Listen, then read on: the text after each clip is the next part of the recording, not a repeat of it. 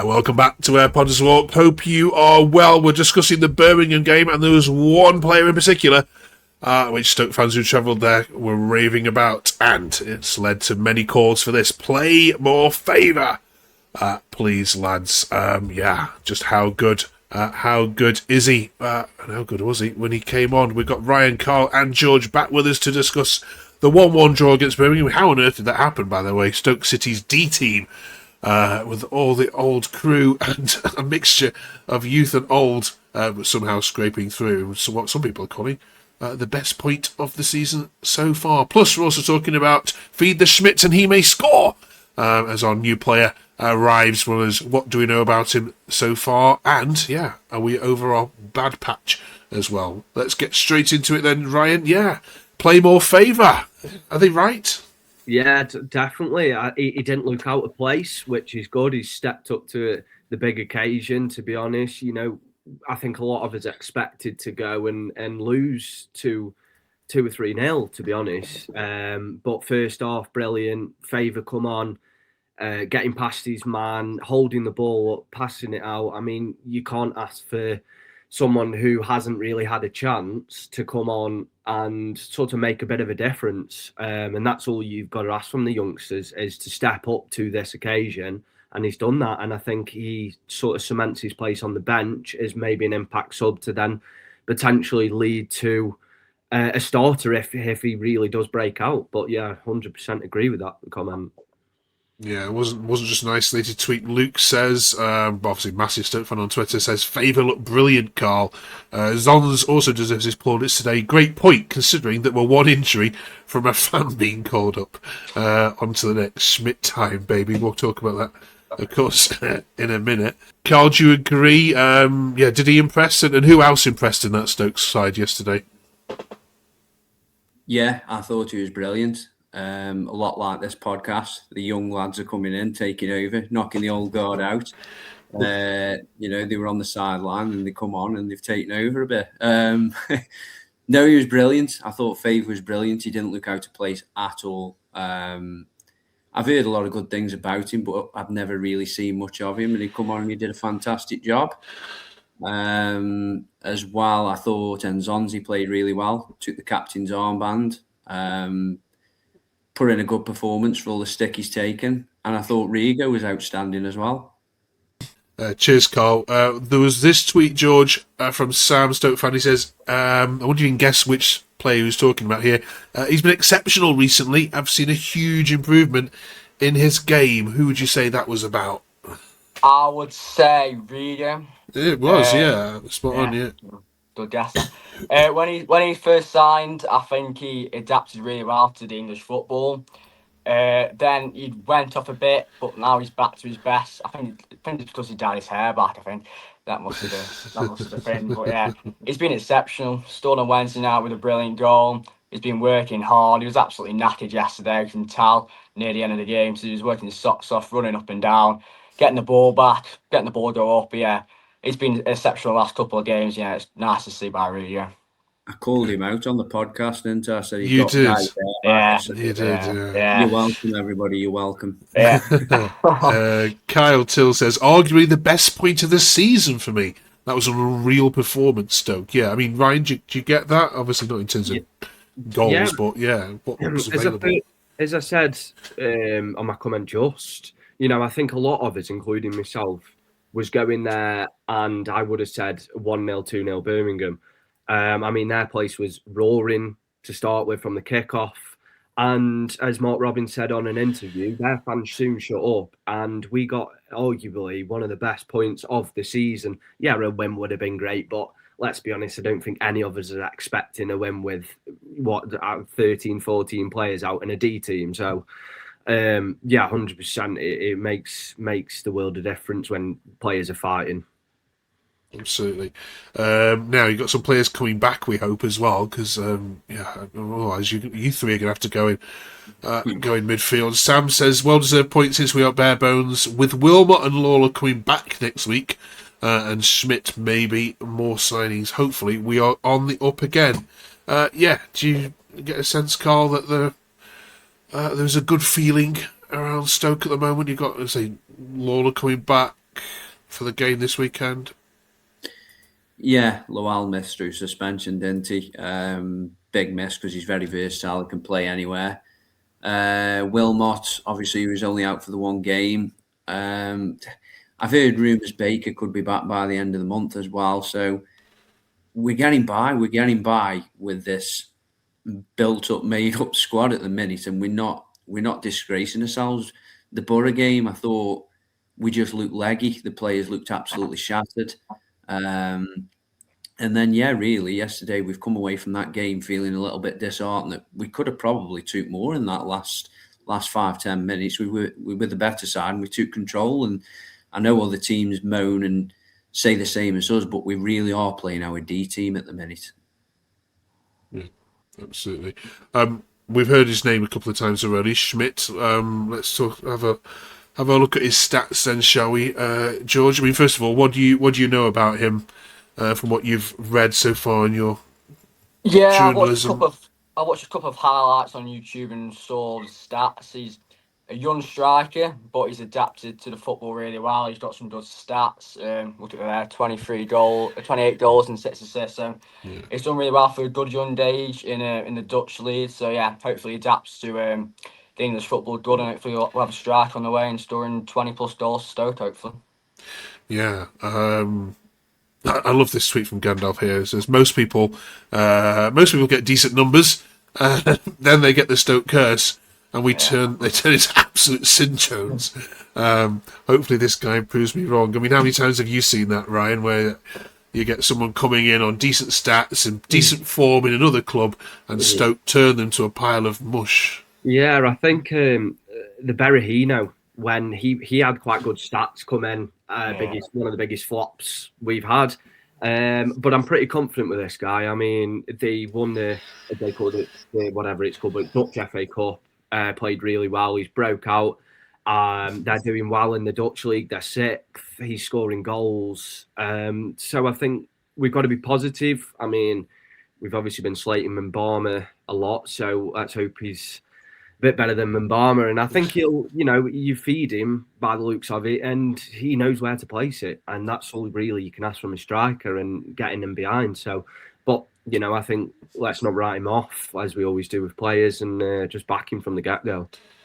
Okay. I think if we do with Sober Thomas, I do. Thomas's ball's getting whipped, and I think we've actually got hopefully it looks like a good proper striker, so we can hopefully get rid of nets. And I think Thomas has been missing that, a striker who can actually put the balls in the nets. The amount of crosses we've had from Sober Thomas this season, and no one's been there. Hopefully he can be the man who can put us in the ball in the net. I mean, after what I've seen of the comps that a lot of Stoke fans are already making, as we do when a player comes in and they make the edits, it seems quite positive. But I won't go off them edits because a lot of people just get the best of the best. So let's see how we can adapt. I've seen he is a bit of a target man. So with them balls into the box, hopefully he is the man get on him. And just something else I wanted to say on the Mbama thing. I don't like kicking man when he's down, but we have looked so much better with Cisse up top. Why have we been messing about with Mbama when Cisse has put the shifts in that he's put in? He has been phenomenal. His work rate, he's making runs, he's holding the ball up better than Mbama did. I don't think he's been caught offside yet, which is a massive plus. Just to add to that, before the Stoke games as playing strike, he's only played strike once. He's not even let's just call him out. What I credit, to be honest, it's a big talking point at the moment, as I've seen, as Cisse and his work rate is phenomenal. He's played 90 minutes twice this week as well, and he's worked his socks off. He hasn't looked tired at all. He's kept on giving it for the badge, and he's done brilliant for me, Cisse has. Yeah. How's the goalkeeper doing, Carl? What goalkeeper? Which one? I mean, that is Stoke's look, isn't it? We got him in from Southampton. He plays one game, keeps a clean sheet, and he's out for whatever he is till April again. Simkin, what can I say?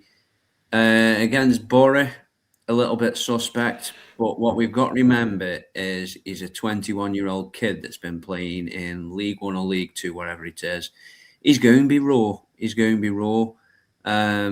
going to ever be at the level Victor Johansson is? I don't know. He's still only 21.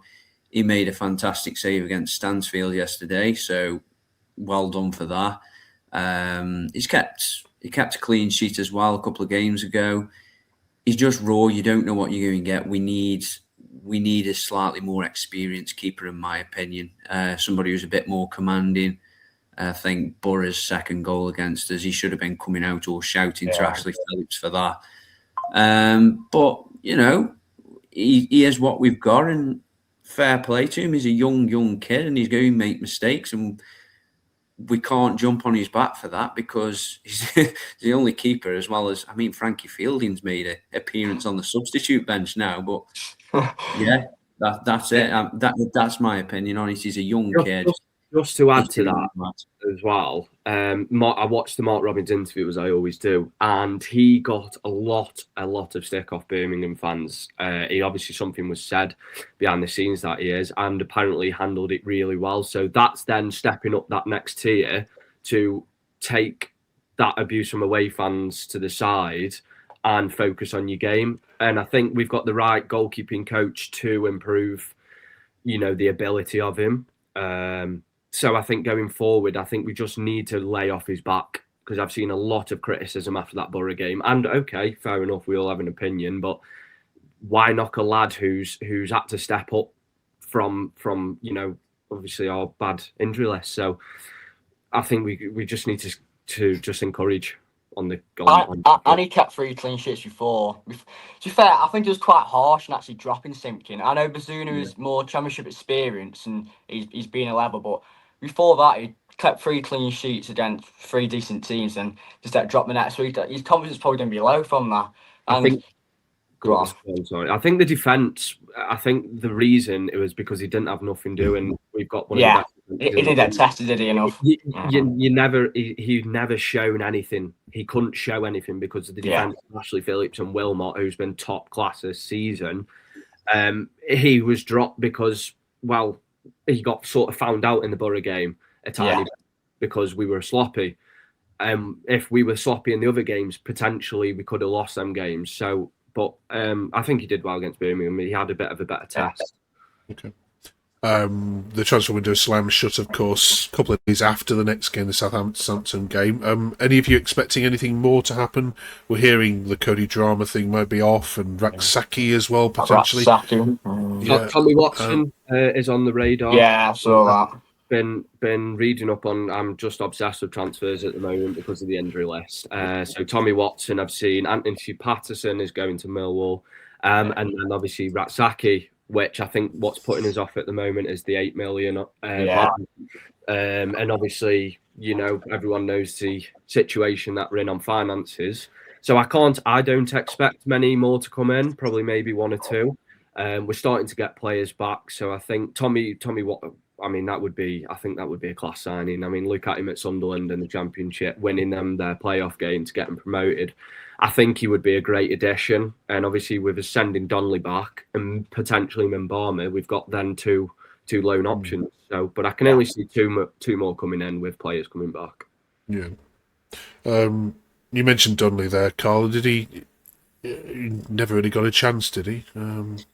No, he never got much of a look in, to be honest with you. I don't know why. He was brought in. I don't know whether it was how he was in training or Robbins just didn't fancy him. Maybe he was too lightweight.